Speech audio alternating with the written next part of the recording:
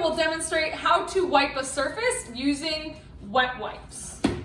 The first thing you're gonna need to do is open up the can. We're gonna just take out one wipe.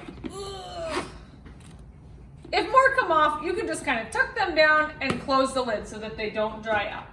Now, if we just wash like this, it's not going to do a very good job. We want to make sure we lay our wipe nice and flat. You can lay it like this on your hand, or you can lay it flat on the table like this.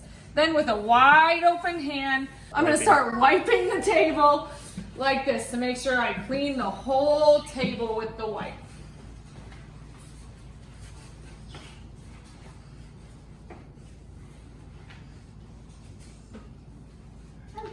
If the wipe starts to dry out, I can always grab one more if I need it.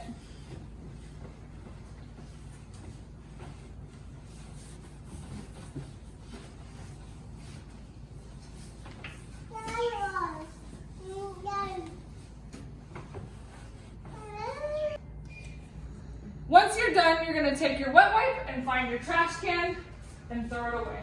And that is how you clean a surface using a wet wipe.